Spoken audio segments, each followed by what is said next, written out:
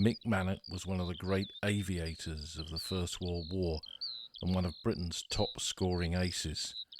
In this episode of the special Air War series of the Old Front Line, we speak to Andy Saunders about Mick's life and death above the battlefields of the Western Front.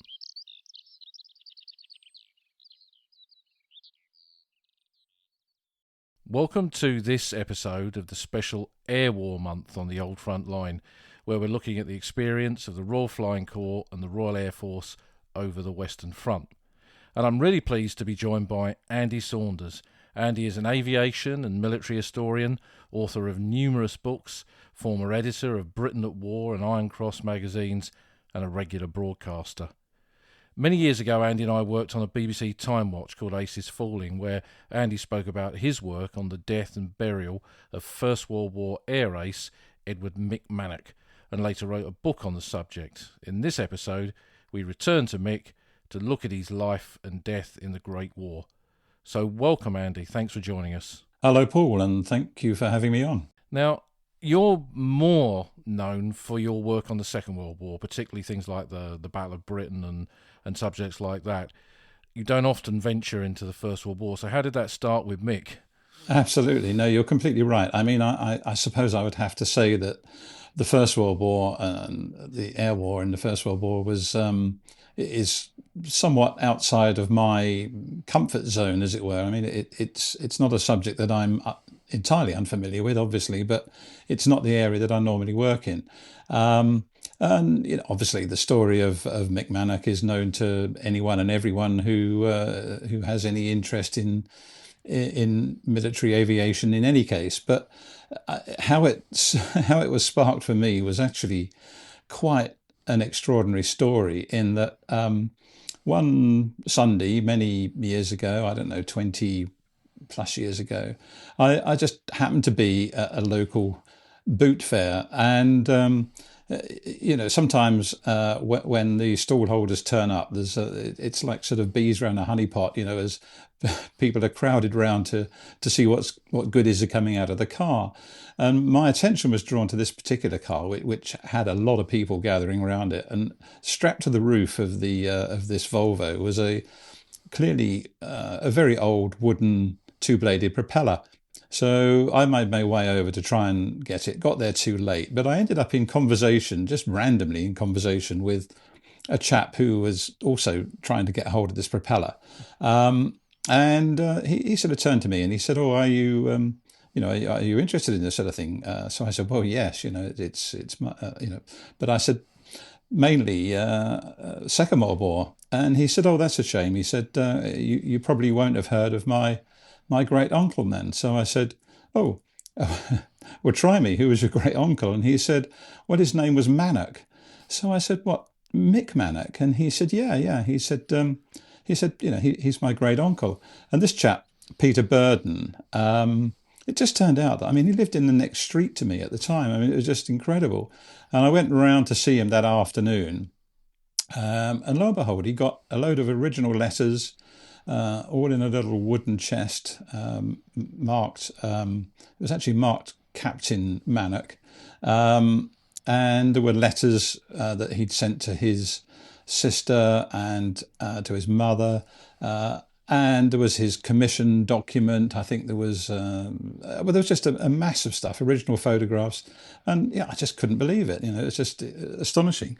And he'd got Peter had a brother, and his brother, his first name was actually Mannock, so it was Mannock Burden, and he looked absolutely exactly like Mick Mannock. And this was just, to me, this was just the most remarkable thing, and that just drew me into the story. And I started to look at the background of what had happened to Mannock. I didn't know the full story of his disappearance, and I cannot claim to be the first person who's researched and looked at and come to the conclusion as to where he was buried, which we're going to come on to later, I know. But I thought, well, I'll get a little deeper into this, and the rest, as they say, is history. I mean, what a remarkable kind of coincidence to meet someone who lives so close to you, connected to one of the most famous air races of the Great War. I know. I mean, it just doesn't happen, does it? But it happened, and it was just astonishing. And initially, at the time, I was involved with the aviation museum at Tangmere, and Peter Burden actually loaned the museum all of the artifacts for a while, but eventually the family decided to put them up for auction. But that's another story. So, I mean, Mick is an unusual pilot in so many different ways. In particular, that he doesn't kind of fit that standard idea of a Royal Flying Corps pilot observer, in that he didn't come from a public school kind of officery posh background. That he was from quite a humble background, wasn't he? He was from a very, very humble background, and as you say, he just didn't fit in. He was of Irish descent, um, and he wasn't public school. There were so many things about him that were just not your typical. He wasn't exactly the epitome of what we all imagined a Royal Flying Corps pilot or observer to be. In fact, just the opposite. And his route into the Royal Flying Corps was a sort of a slightly unusual one. And you also have this man who actually had poor eyesight. So you've got a chap who doesn't fit the mold. He's got poor eyesight, and yet he ends up becoming, almost certainly the highest scoring fighter pilot of the Royal Flying Corps slash RAF ever. It's an incredible story. And there's even some debate about where he was actually born. I remember someone saying to me he was born in Brighton, but Yeah, there's a lot of dispute as to where he was actually born and when he was born. I mean, there's different years that have been given. I mean, I think I think we've got 14th of May 1887 seems to be the most likely. But interestingly, the MOD a few years ago, and I presume that was the historical branch. I can't remember now. Said no, it was 1888.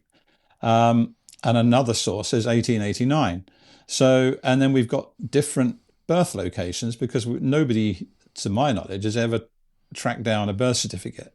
So we've got Brighton, Canterbury, Aldershot, India, somewhere in India, or Cork. And so, there's a mystery as to where he was born. So there's so many mysteries about this man. yeah, I was going to say they kind of start with his very birth, these mysteries. Yeah.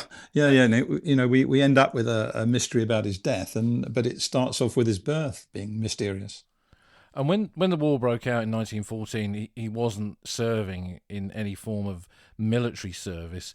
I think he was a telephone engineer. Yeah, that's right. He was a telephone engineer. Yeah. Um, uh,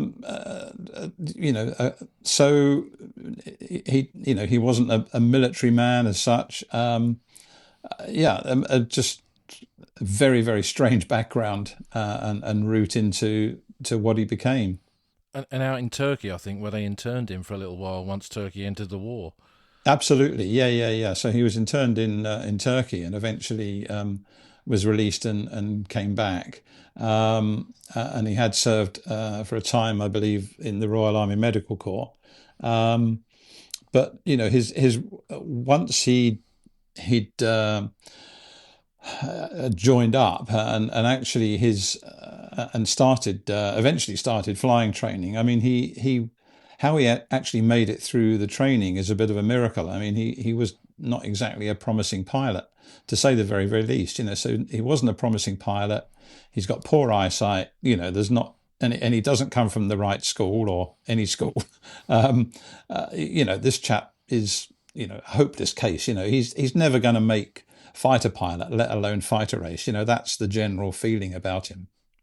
But I guess for ordinary men like him, the route to this was through technical knowledge. Yes.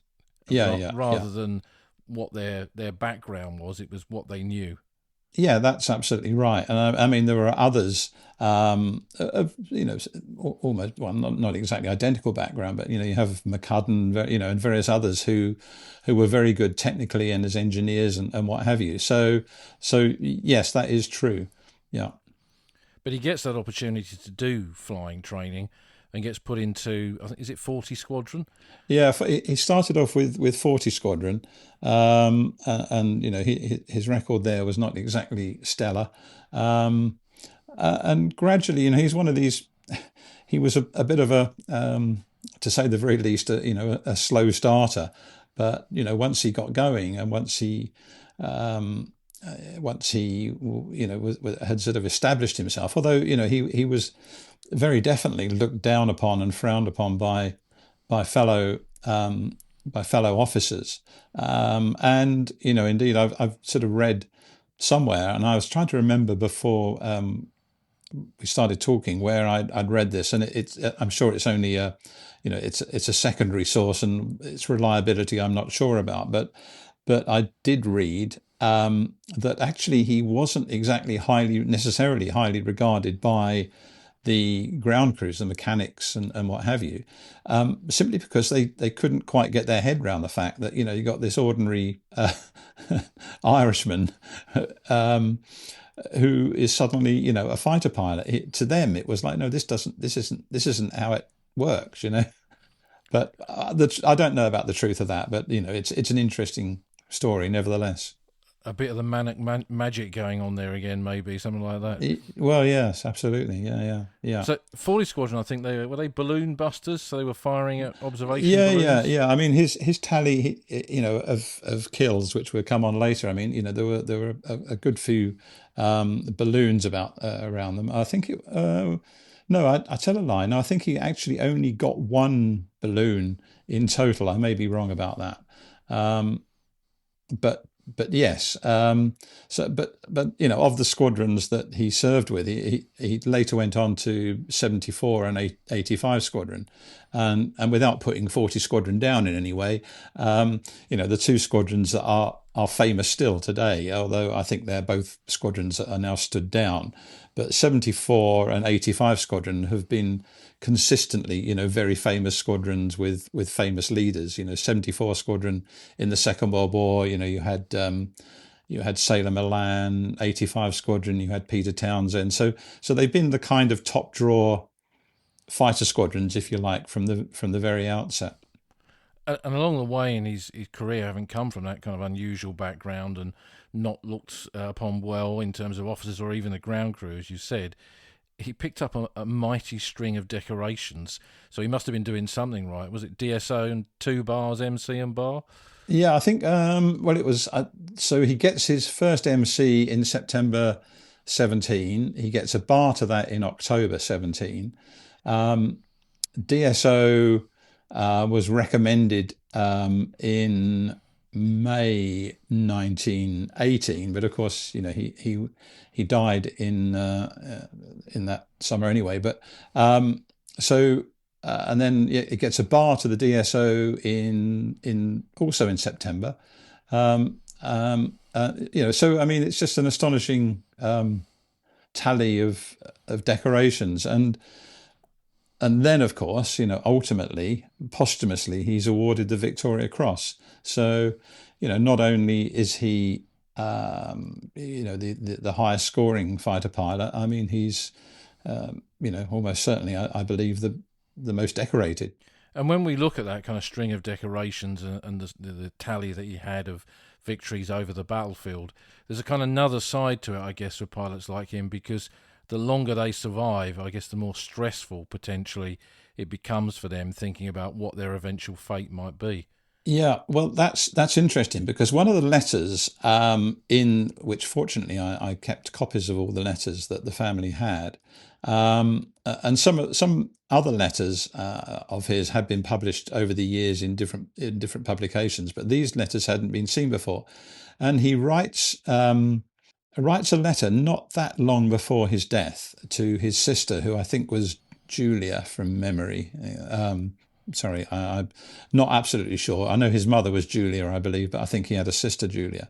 And he wrote to his sister to say, I've been awarded the DSO. I understand I'm going to be awarded the DSO, and it's a pretty little white cross.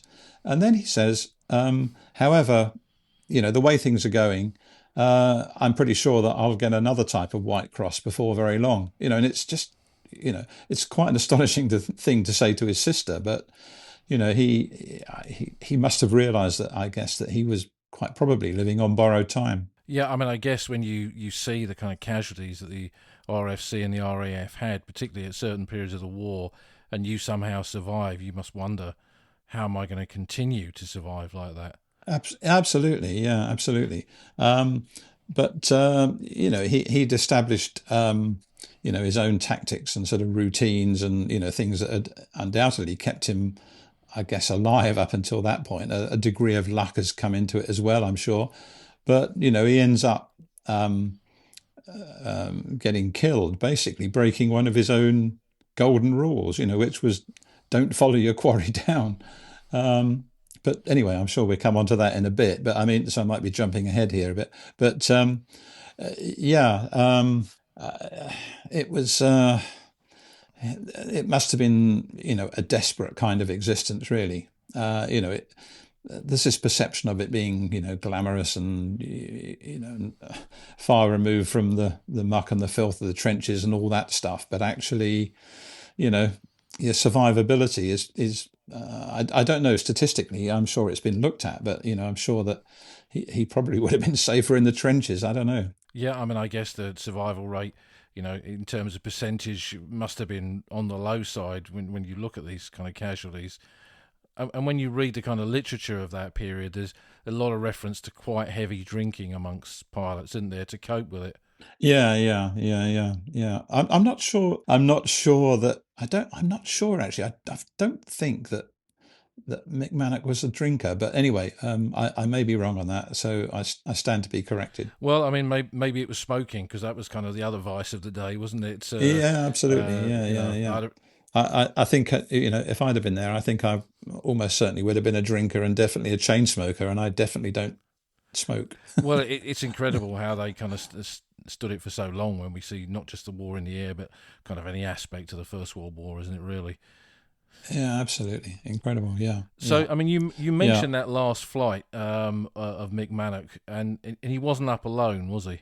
No, he was with a chap called Lieutenant Inglis, and they spotted a German scout over a place called Lestrem, and the thing was shot down. Inglis had a go at it, and Mannock then followed the aircraft down.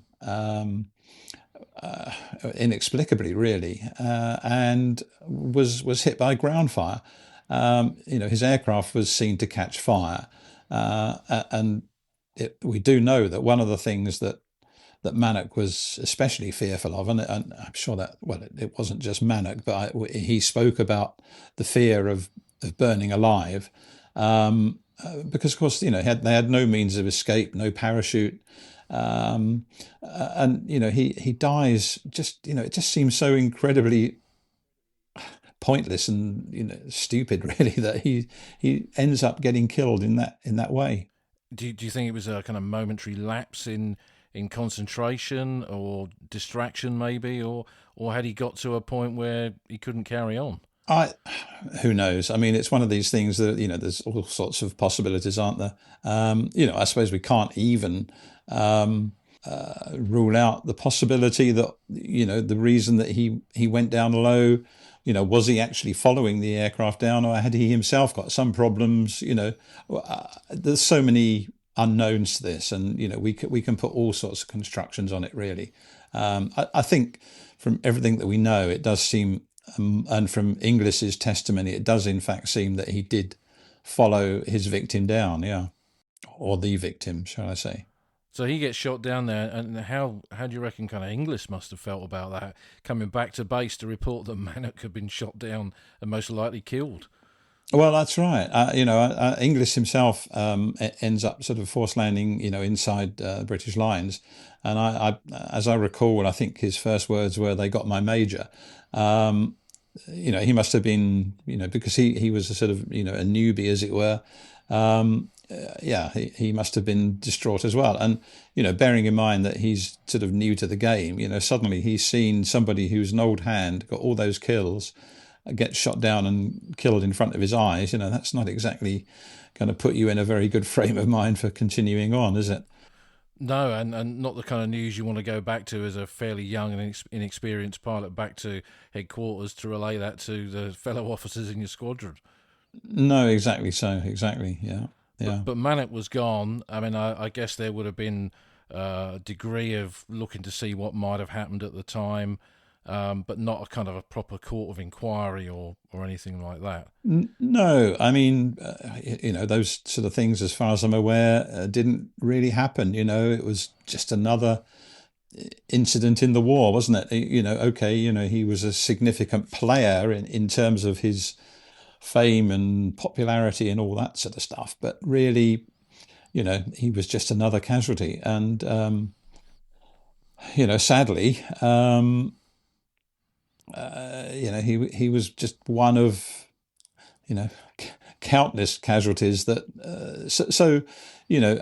holding sort of inquiries into what had happened would have been, pretty futile. I'm sure that, when pilots were shot down or when things went wrong, there would have been perhaps an inquiry in inverted commas within the unit, to say, well, what went wrong there? What can we do better? How can we make sure things like this don't happen again? But in terms of any other inquiry, then no. So I guess his name is just another name in the long list of the Roll of Honour for the air services in the Great War at that time. But there is this kind of move towards him being awarded a Victoria Cross posthumously following his death. Yes, yeah. I mean that was not until 1919, and there was a lot of pressure also being put on the authorities at the time. By one of Mannock's friends to actually find where Mannock was actually buried, because that is, the big mystery of this whole story, really. And I guess at the time, probably they had a rough idea of where his aircraft crashed, and possibly thought that at some point, a graves registration unit would come across that ground, find a body, see it was an aviator. Did he have something in his pocket to say who he was, identity disc, whatever? They probably assumed that he would be recovered, but he wasn't. Well, he was recovered. The Germans did. He came down, inside the German lines, and we know that the Germans did find him because his identity discs were sent back to the family. He was definitely found and identified. There's no question about that. The question mark really is exactly where was he buried, and that's where the confusion lies. And also, moving on from there, where is he buried now? It's one of those stories that actually it's quite difficult to get your head round, and it's very difficult to get all the details across in a chat like this. But when you sit down and look at all the paperwork, it's very, very clear that the Germans buried him, but where they reported they buried him was actually an impossibility, because the map reference seemed to indicate that it was in no man's land. Well, nobody's going to be going out in no man's land to bury anybody, whether they're yours or theirs, and the most likely scenario is that he was buried alongside a little lane, which the British, it was at a place called La Pierre Aubert, and there's a lane there which the British knew as Butter Lane, and he was almost certainly buried alongside Butter Lane. And in fact, you and I, many years ago, of course, when we did the documentary, we met in Butter Lane, and in fact, you took me with your I think it was the linesman. It was, yeah. And we actually sort of walked exactly to the spot where we believe he was originally buried, which corresponds fairly closely to where a body was found by the Grave Registration Service. But because there was no grave marker left, and because that body was not where the Germans said they buried him, or where the British thought the Germans said they buried him, and that's another issue altogether. He was just buried as an unknown airman. They exhumed him, couldn't find any identification. That's possibly because any identification on him had been removed by the Germans and sent back to say, hey, we've buried Major Mannock. So it's just one of those unfortunate things, really, that proving that he was found at that location and then reburied at the Commonwealth, what's now the Commonwealth War Graves Cemetery at Laventie, is, it's an uphill struggle. I don't hold out much hope that we will ever prove it, or at least satisfy the authorities that this is the grave of Mannock. And there's lots of reasons for that. Although, interestingly, many years ago, there was a chap called Edwin Gibson who worked for the Commonwealth War Graves Commission, and he actually wrote a book called Courage Remembered. I'm sure it's probably on your bookshelves, Paul. It is. Yeah. Now, Edwin Gibson, I was in touch with him once I got sort of into this whole thing, into this particular subject, and he wrote a report which said this has got to be Major Mannock. The report wasn't acted on and was buried somewhere in the Commonwealth War Graves Commission archives, and they cannot find it, unfortunately. So we don't really know exactly what he said. He has since deceased, obviously, some years ago. But one of the things that was really very interesting and came about as a result of my accidental contact with Peter Burden was that I encouraged Peter Burden to write to the Commonwealth War Graves Commission to ask for a copy of what I believe the War Graves Commission called their E file, which is an inquiry file. Because I'd asked for this before, and they said, no, you can't have that. It's closed, etc., etc., and wouldn't even let anyone view it at that time. Well, lo and behold, they initially told Peter Burden that no, he couldn't have it. He then went through his MP, and within about a week, this large parcel had arrived with Peter, which he then passed to me, and it included all the correspondence, all the reports. Unfortunately, not the one from Edwin Gibson, but all of the historic stuff going back to Mannock's loss, the War Graves Service, Graves Registration Service, trying to work out what on earth had happened, trying to make sense of these different map references. There was piles of correspondence, there was even bizarre correspondence from, some rather sort of crazy people I can't remember where they were now, who said, oh no, Mick Mannock's alive and well and he's living with me, but he doesn't want to be disturbed. It was the most fascinating file of correspondence. But there was one correspondent who stood out, and there's a chap called Jim Isles, and he was just insistent that that the grave was found, and he kept on and on and on, and tantalizingly, there's 2 or 3 documents in that file, and they came so close to saying, yeah, this is Mannock, but then somebody at a stroke of a pen said, no, it's not enough evidence, he must remain missing, and the case was closed. Now, where he's buried in that cemetery has also been the subject of some, I don't know, debate, if you like, because people have said, well, hang on, he's buried in this row of soldiers as an unknown airman.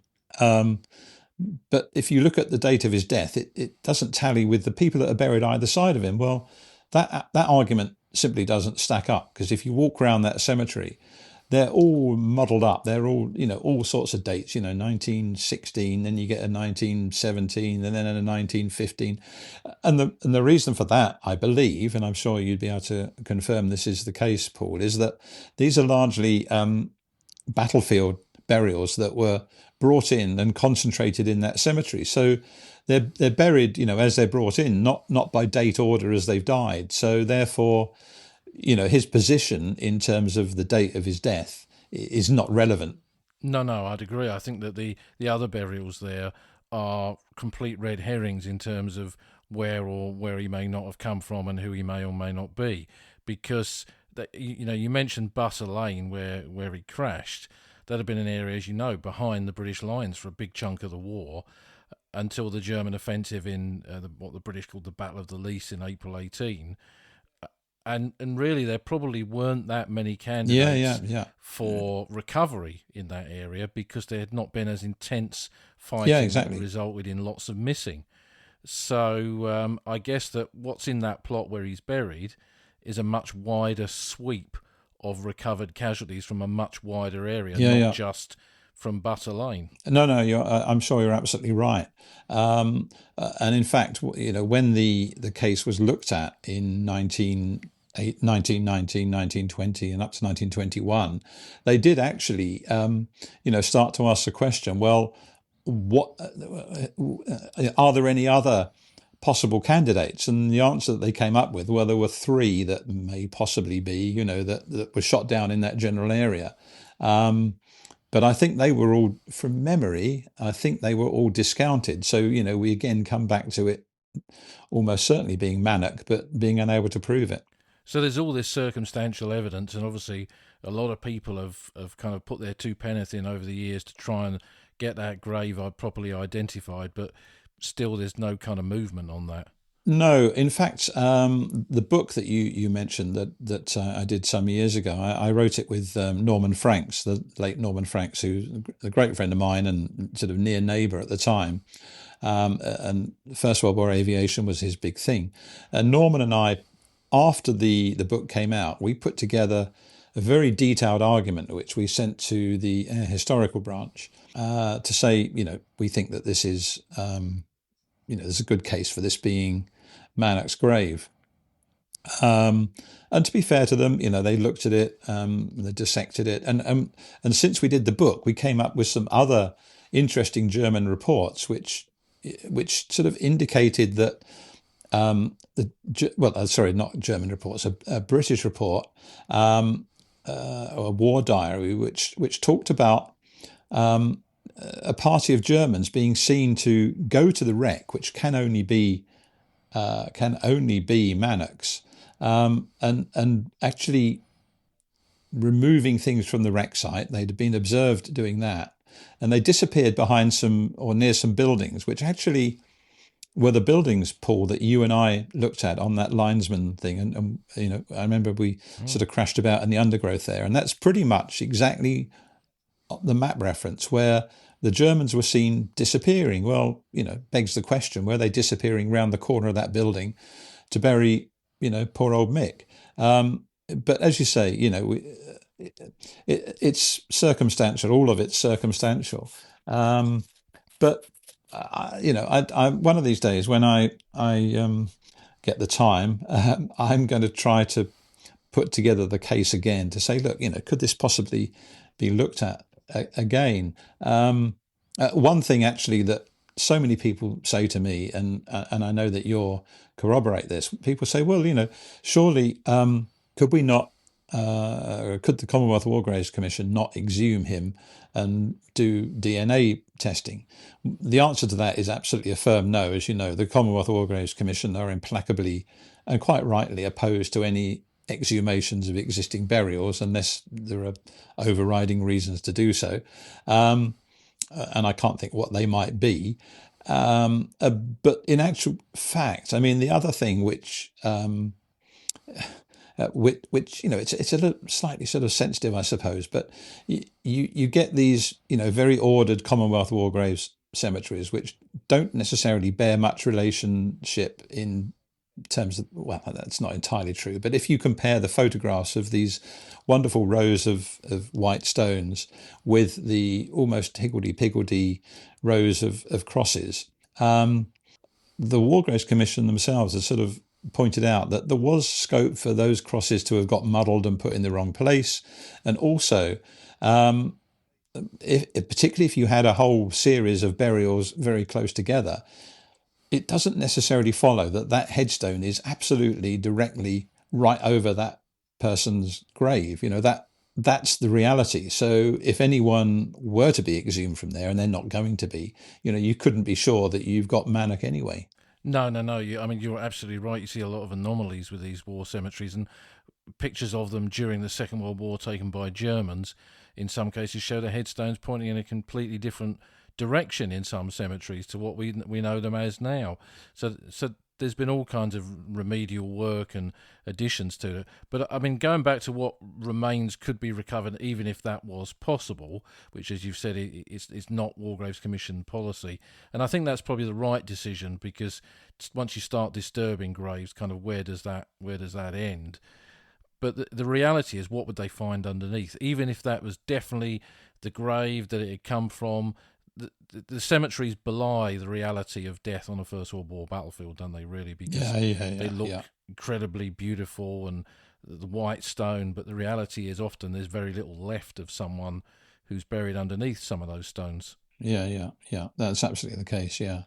But, I think it's worth another shot to try and get an official decision, that I won't say overturned. I mean, I looked at again. One of the things that attracted my attention when I was at a cemetery recently in France was a stone, and I'm sure you'll be familiar with these, and it actually said "believed to be." And that got me thinking, well, with all the evidence that we've got, could they not just move to that level and say, believed to be? I don't know. Well, I mean, that's certainly something that was done. There's quite a few cemeteries which have got headstones as believed to be or buried near this spot, and there's kind of variations on that. But I think in the 90s, when John Kipling's grave was looked at, and then a headstone was placed on former grave of an unknown lieutenant in the Irish Guards, there was a lot of controversy about the research associated with that. So I think they've been incredibly cautious when it comes to replacing stones since then, and looking at the level of evidence that seems to be required now for cases that are submitted to turn a kind of a commemoration around. It seems to get harder and harder every year. Yeah, exactly. And, you could say, I suppose, rightly so. But in actual fact, you mentioned the case of Kipling, and my understanding is that largely due to the controversy that was stirred up after that, and the question marks that were placed over the decision, up until that point, it was, if you like, within the gift of the Commonwealth War Graves Commission to decide on the naming of headstones of casualties who, quotes, were in their care. But after that episode, it soon became, and that's how things are now, the norm that the Air Historical Branch or the Army Historical Branch, Naval Historical Branch, they would be the final arbiters. They would look at any case that was presented to them to say, we've got this headstone to this unknown airman, soldier, sailor, whatever, and it would be they alone who would make that decision, and actually, then instruct the War Graves Commission to replace the headstone. It's a bit of a shame, really, that. Well, no, I think that is the right decision, but in a way, it's a shame that whatever it was that Edwin Gibson, who was, I think, the records officer for the War Graves Commission, he put this in his report, and I think I'm right in saying it's in his book, that this has to be the grave of Mannock. So if they were operating under the rules that they were operating under there at that time, in other words, pre-Kipling, then he could well have ended up with a headstone with his name on it. I think, anyway. Yeah. I mean, just so people listening to this are clear, Mick is commemorated. He's on the Air Services Memorial at Arras. But I think that your research and the research of those who've put forward the case of getting that grave identified and changed, I think, is also an important part of the continuing remembrance of the First World War, because history doesn't stand still, does it? No, absolutely. And, I guess this chat with you has kind of sparked my interest again. And I think I'll get the files out and, we'll have another look at it, I think. It's not beyond the realms of possibility that someone will look at it and say, yeah, actually, the evidence is pretty overwhelming. Who knows? But as you say, he is commemorated, as indeed anyone who is missing is commemorated somewhere by the War Graves Commission. And his name is on the Flying Services Memorial at Arras. But yeah, it would be nice to see his name on that headstone, if because personally I'm convinced it has to be him. And it's I know there's a danger of when you get so involved in this, of wanting it to be to be that person. But I've stood back and looked at it, and I've looked at all the evidence, and I'm thinking, well, it's got to be him. Because there are so many elements to this story where that don't make sense in terms of where they thought they exhumed this body from, or rather where they thought the Germans had buried him. When you start to add up all the dots, as it were, and you get a picture which is, I think, pretty convincing. Well, if it's not Mick, who is it? I mean, that's Yeah, I guess exactly. is one of the big questions Yeah. involved in that, and I certainly hope that you do kind of return to your research and put this forward again, because I think it's important. Well, I think so, but I mean, I think it's also just to say, I mean, this research, if you like, isn't uniquely mine. I came into it after other people had looked at it and come to the same conclusion, but they'd come to the same conclusion without the weight of evidence that I then uncovered through the Wargraves e-files, if you like, which just made the case stronger. I mean, that's the bit I think most people haven't seen. I remember Tony Spagnoli actually in the kind of 90s was working on the idea of a book about Mannock, and he wanted to try and prove this as well, and he went all over the country and visited places where Mannock had been. He went to a house, actually, I think at Hendon, where Mannock had been for a short while, and he asked to see Mannock's room. He knocked on this door of this family house, and they showed him inside, and he said, I want to see the room at the front on the left. They took him up there. When he opened the door, the walls were covered in wallpaper that showed the sky and the clouds, and hanging from the ceiling were model aircraft. And he kind of looked at surprised at this, and then the mother said to him, yes, ever since we've moved here, our son has been absolutely obsessed with aircraft, and this was the son's room. So Good maybe heavens. the ghost of Mick was kind of still hanging around in there. Yeah, absolutely, absolutely. A fascinating story, but there is a danger, though. When you do get close to a subject, and I know that you'll bear this out. You you need somebody to look at it objectively from outside to say, look, here's the evidence.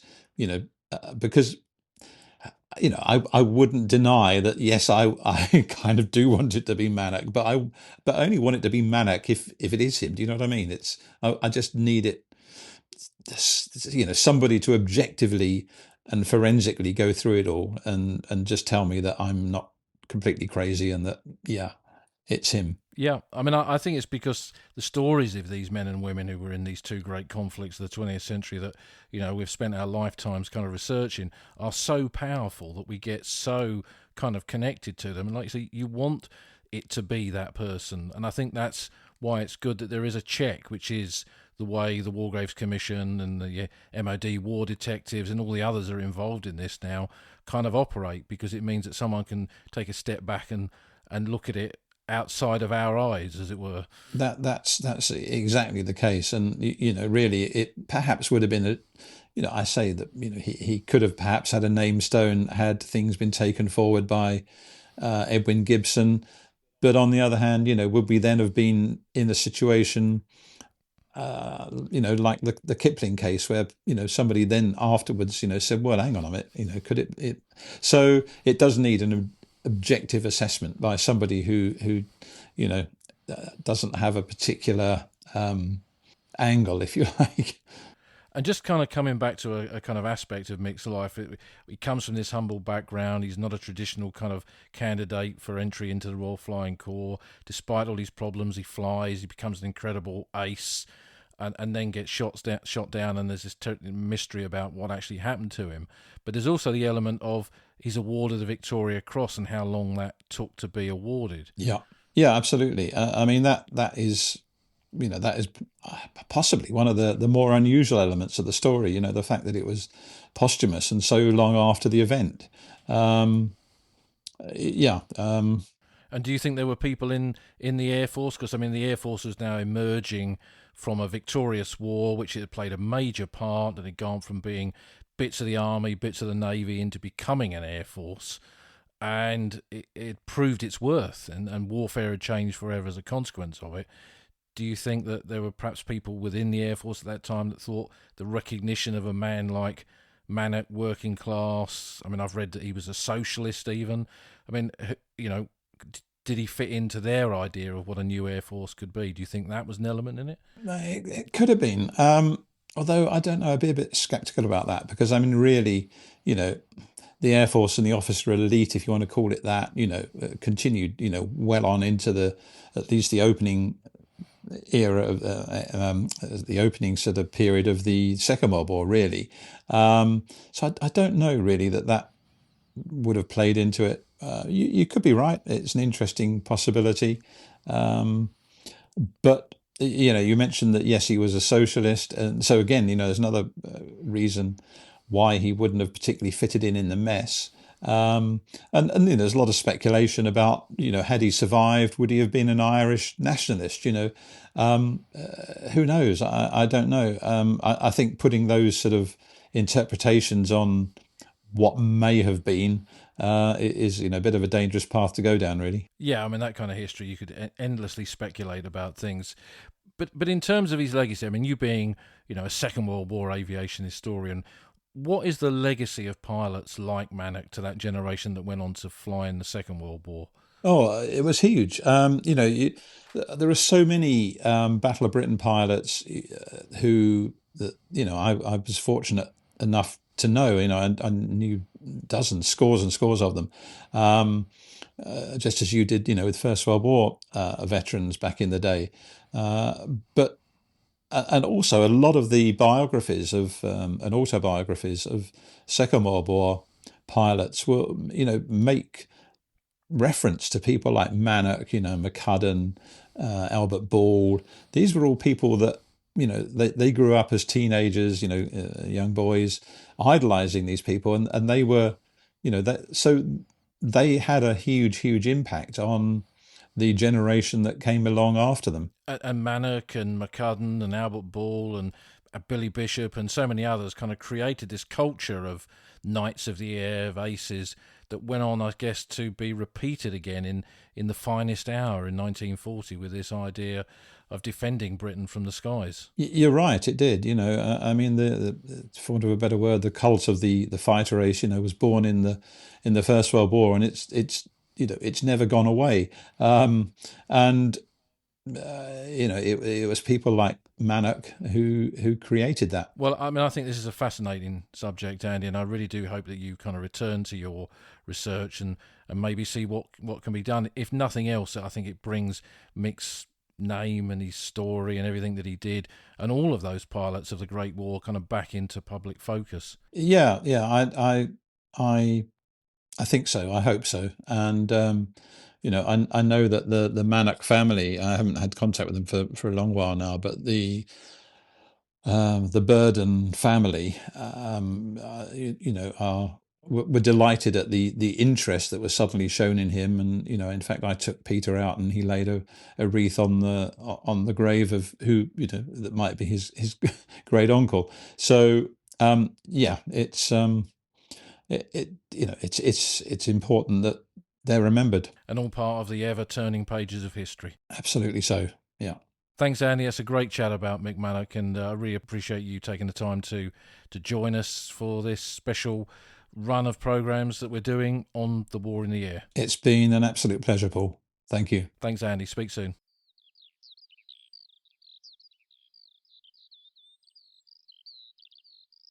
You've been listening to an episode of The Old Front Line with me, military historian Paul Reed. You can follow me on Twitter at Somcor. You can follow the podcast at Old Frontline Pod. Check out the website at oldfrontline.co.uk, where you'll find lots of podcast extras and photographs and links to books that are mentioned in the podcast. And if you feel like supporting us, you can go to our Patreon page, patreon.com/oldfrontline, or support us on Buy Me a Coffee at buymeacoffee.com/oldfrontline. Links to all of these are on our website.